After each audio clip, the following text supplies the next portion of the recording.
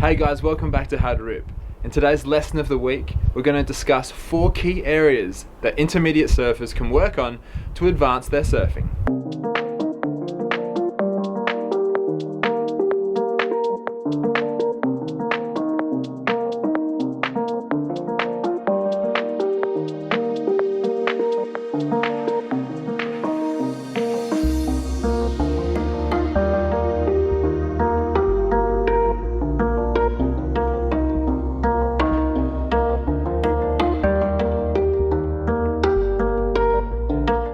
So to start with, let's discuss a couple of things. You might be wondering, am I an intermediate level surfer? Well, let's discuss what a beginner level surfer is. If we have a look at this clip here, we can see someone who's comfortable catching a wave on their belly. Very much a beginner level skill. The progression from this is to catch the white water and take off like this surfer. You can see how this surfer is angling towards the beach. This is what I would call a beginner level surfer.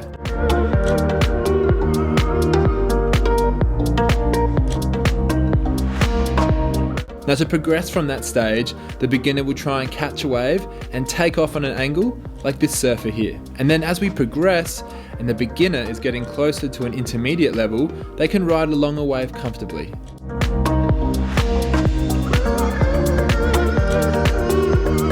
And the next progression on from riding along a wave for an intermediate level surfer is to be able to do a variety of turns on a wave, much like this surfer here.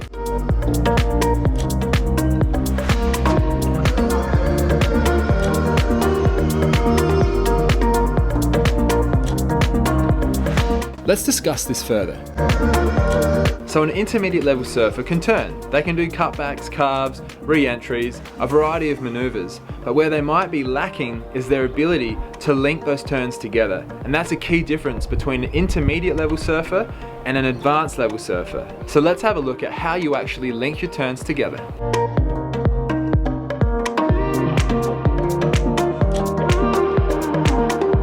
So like I said, an intermediate level surfer can perform a variety of maneuvers, much like these ones here. But the key to advancing your surfing is to be able to link those turns together, much like this wave here.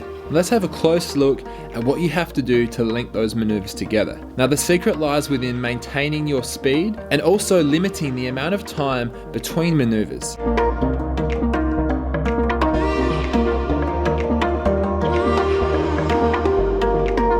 If you have a look at this here, you can see me perform that carve and I was straight into the next bottom turn, into that top turn, which wasn't the best, I got a bit hung up, but you get the idea. Let's have another look. You can see I take off into this first cutback, and then I do one little check, and then I'm straight into the next maneuver. So what we're aiming for is to perform maneuvers with little downtime in between those maneuvers. Maybe 1 or 2 speed pumps and straight into the next bottom turn.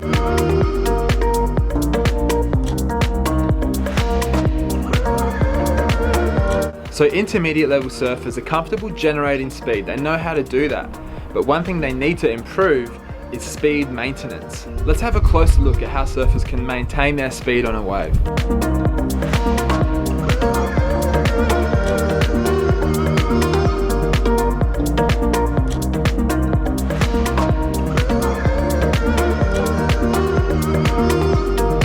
I think this wave here provides a great example of how to maintain your speed on a wave when presented with a variety of different sections. So if we start here, you can see that I perform that maneuver in the pocket. So I'm closest to the whitewater section, which gives me the most power. You can see I finished that turn a little bit early so I could get straight back into this bottom turn to set me up for the next maneuver. And once again, I'm in the pocket. However, on this section, it went a little bit flatter than the first section, so I knew that I didn't have to cut it short, so I wrapped further back, as you can see here, which put me back to the foam. And then by ending up in the foam pushes me along and gives me a burst of speed, which allowed me to hit the foam here on this section. And all in all, I was able to maintain my speed effectively on that wave. Let's have a look at another example.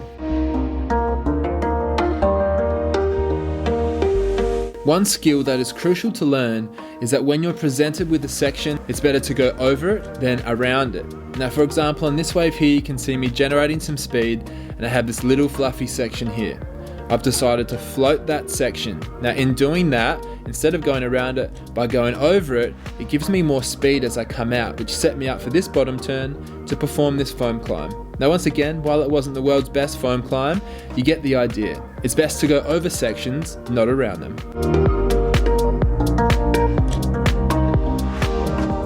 So we've already said that intermediate level surfers can perform maneuvers, but now we want to take those maneuvers to the next level. Let's have a look at what they need to do to take those turns to the next level.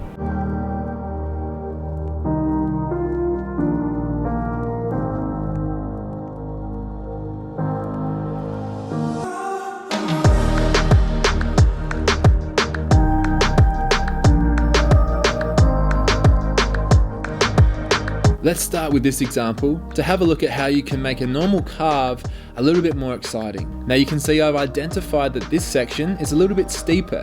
I've entered that turn to perform a normal carve, same body position, but then I've slid the tail by dumping my back arm and pushing my front arm through. From here I get low, placing most of my weight onto my front leg and compressing on that front leg.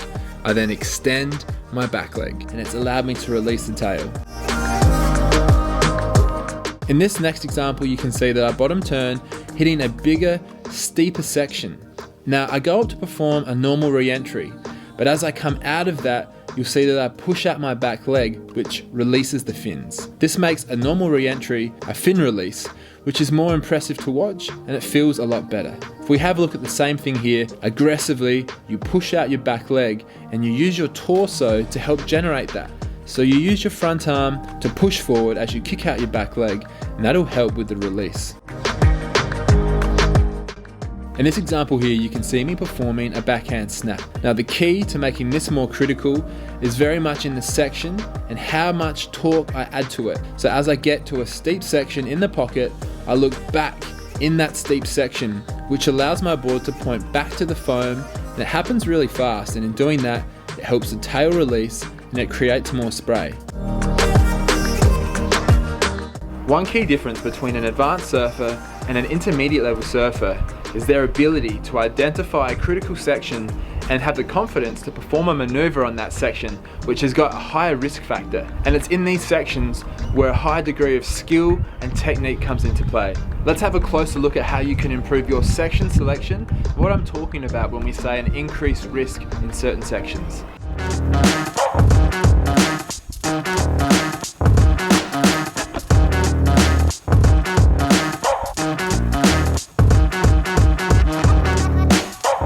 Let's compare those two waves. Here you can see me bottom turning and I'm going to perform a backhand carve in the pocket. You can see that this section is a lot flatter. Now, it makes the turn not as critical. However, if we select a section which is steeper and has more of a pocket and I perform the same maneuver, you can see there's more spray and I also get a bit of tail slide. So choosing a steeper, more critical section creates a more radical turn.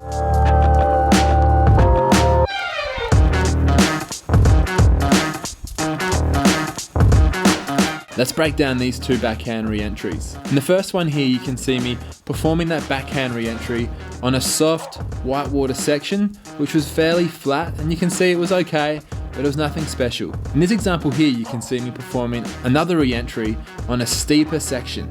You can see the lip was throwing out more, and it allowed for a faster re-entry, and it looked a lot better. Next we see two carves in the pocket. What we're going to identify here is a bigger wave with a bigger section. Now, very similar turns. You can see this one here threw a lot more spray. On this wave here, set up to do a very similar turn. As you can see, same body position, but being a smaller section, there's a lot less spray and it's not as critical. So bigger waves, bigger sections, more reward.